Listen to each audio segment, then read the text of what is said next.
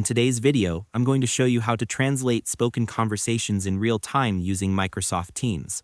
Whether you're working with colleagues from another country, hosting global meetings, or you simply want everyone to understand the discussion clearly, this simple step-by-step guide will walk you through everything you need to know. And the best part? It only takes a few clicks. First, open your Microsoft Teams app and start or join any regular Teams meeting.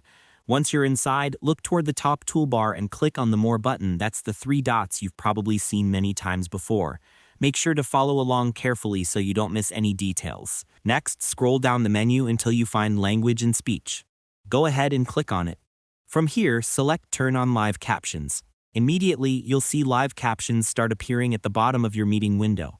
For most people, it will show English by default, but don't worry, we're just getting started. To make the process smoother, here are a few quick tips. Make sure you're using the latest version of Microsoft Teams, speak clearly into your microphone, and ensure your meeting audio is not muted. Doing this beforehand will give you much better caption accuracy and fewer interruptions. Once captions are turned on, click the small settings icon next to the captions box.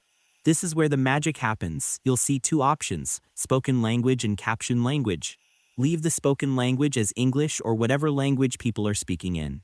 Then switch the caption language to the language your participants need, for example, Spanish. Just scroll through the list, select your language, and watch what happens next. After that quick change, you should instantly see Teams translating your meeting captions into the language you selected. It may not be perfect, but it's incredibly accurate, very readable, and extremely useful for multilingual teams. It's also a great idea to remind participants that they can change the caption language individually on their own screens. Taking this extra step ensures everyone can follow along comfortably no matter where they're joining from. And that's all there is to it.